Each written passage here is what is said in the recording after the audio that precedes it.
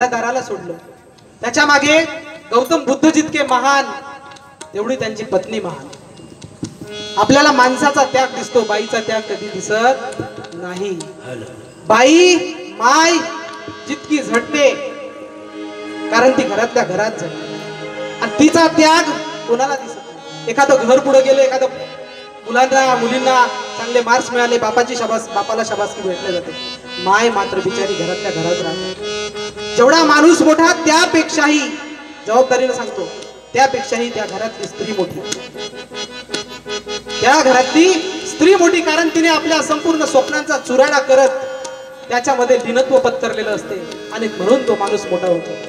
यशोधरा घरातल्या घरात मनातल्या मनात पुढत होती। जेव्हा त्याग केला गौतमांनी त्याग केला आपल्या घराचा आणि तेव्हा सासरा विचारत आहे, यशोधरे सासऱ्याला सांगते, ती मोठ्या धीराने सांगते, संपूर्ण घराला सावरून घेतलाय यशोधरेने, कारण हा सिद्धार्थ घर सोडून निघून गेलेला आहे। आणि सासरा विचारत आहे, सासरा तिचं धैर्य पाहून तिला सांगतोय, धीरा है यशोधरे तू, धीरा है यशोधरे तू, तेरे जैसा धैर्य मैं कैसे धरूं, धीरा है यशोधरे तू, तेरे जैसा धैर्य मैं कैसे धरूं, तू ही बता अब मैं उसके लिए क्या करूं। का म्हणतोय सासरा? शुद्धोधन राजा आणि यशोधरेमध्ये आतमध्ये हा संवाद चाललाय। शुद्धोधन राजा म्हणतोय, धीरा है यशोधरे तू, किती धैर्यवान आहे, या संकटातून नवरा निघून गेला घरातून तरी तुला काही वाटत नाही आहे, तू अशी ढासळली नाही आहे, किती महान आहे तू, धीरा है यशोधरे तू, ऐसा धैर्य मैं कैसे धरूं, तू ही बता मैं उसके लिए क्या करूं। तू सांग मी त्यासाठी काय करू, कुठून आणू। उनकी सफलता मनाओ मन से तात बाबा, उनकी सफलता मनाओ तुम मन से, सिद्धी पाकर जल्द लौटे हो वन से। अशी फक्त एक मनातली मनोकामना करा की स्वामी लवकर घरी आले पाहिजे, माझे नाथ घरी लवकर आले पाहिजे, आणि ही आपण एक कल्पना करू शकतो, हे करा फक्त। पण मनातून मात्र घरच्या सगळ्याला सावरून घेते। घरची स्त्री सुद्धा, प्रत्येक घरातली स्त्री माझी माय माझी बहीण त्याच तोडीची आहे, ज्या तोडीची यशोधरा होती त्याच तोडीची आज इथे माझ्या समोर बसलेल्या माय बहिणी सगळ्या त्याच तोडीच्या आहेत। पण तुमचा बुद्ध मात्र मला तुमच्या मध्ये सावित्री रमाई पाहू द्या, मला तुमच्या मध्ये सावित्री रमाई पाहू द्या, डोळ्या पुढे उभी ती जिजाऊ राहू द्या, डोळ्या पुढे उभी ती जिजाऊ राहू द्या, मला तुमच्या मध्ये सावित्री रमाई पाहू द्या, मला तुमच्या मध्ये सावित्री रमाई पाहू द्या, मला तुमच्या मध्ये सावित्री रमाई पाहू द्या। सासऱ्याला समजावून सांगितलं की तुम्ही लवकर आले पाहिजे, एवढं करा, पण तिच्या मनात काहीच शल्य नव्हतं। ती आपल्या मैत्रिणीला बोलावते आणि आपल्या मैत्रिणीला सांगते, स्वामी सिद्धि हेतु स्वामी गए, यह है बड़े गौरव की बात। शब्दांकडे लक्ष द्या।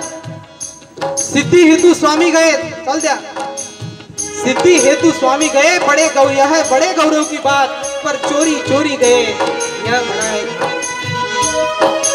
माझ्या स्वामींनी माझा घात केला।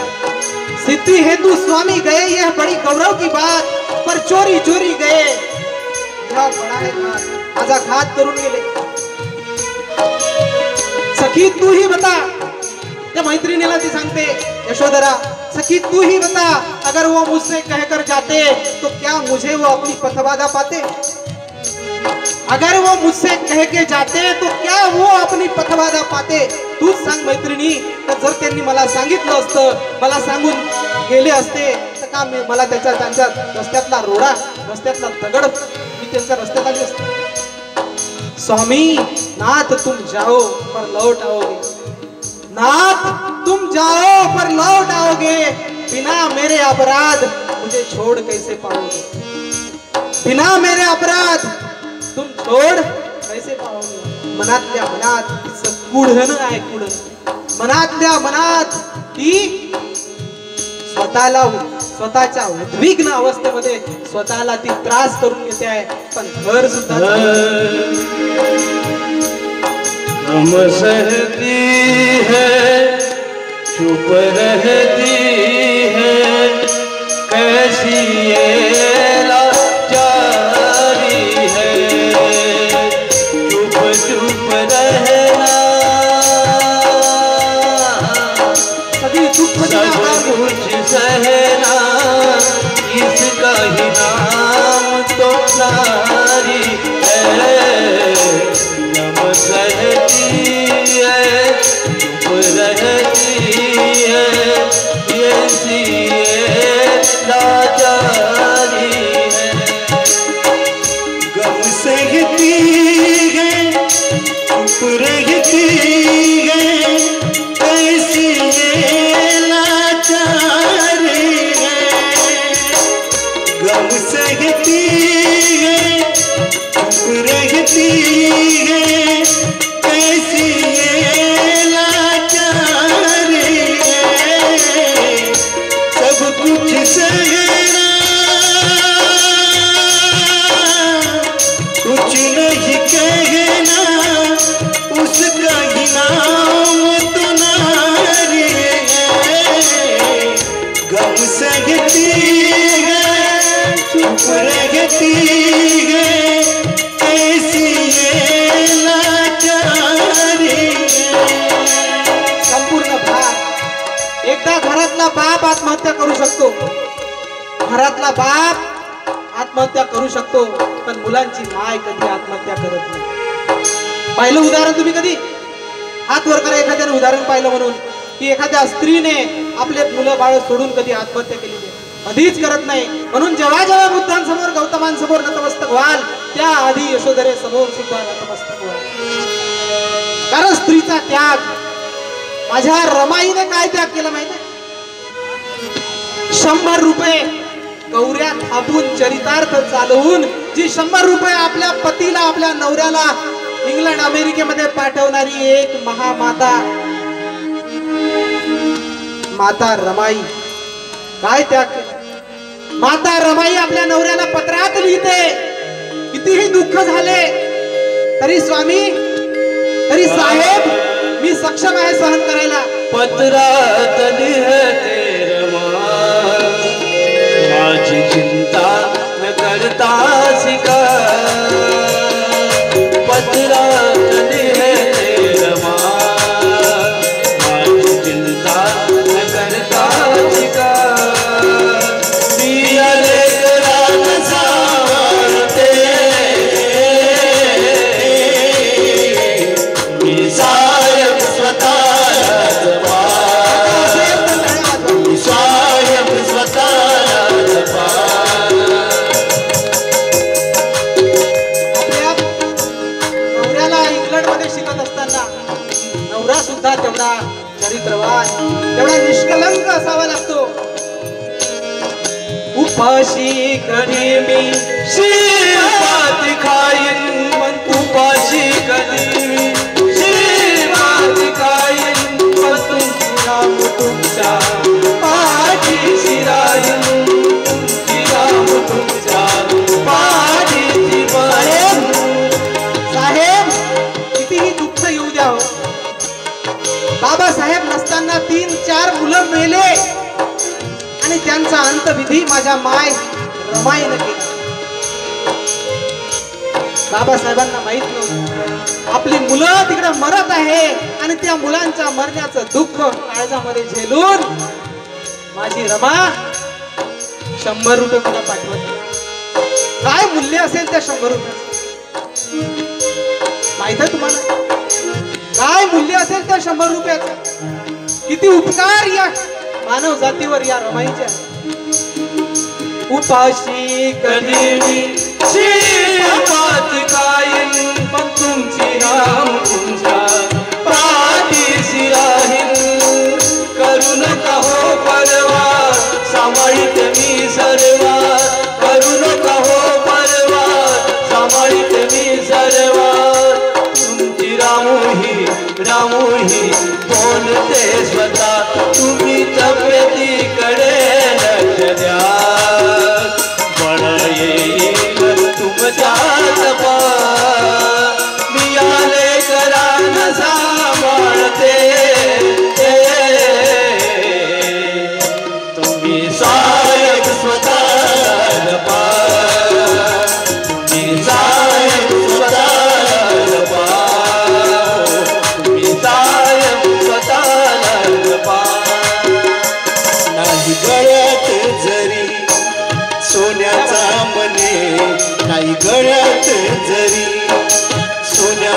म्हणे सुखी राहो माझ्या कुंकवाचा धनी सुखी राहो माझ्या कुंकवाचा धनी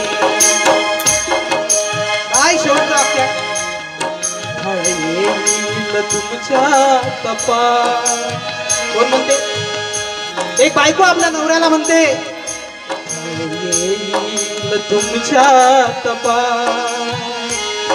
तुमच्या तुम्ही जे प्रयत्न करत आहात त्या प्रयत्नांना नक्की फळाले करा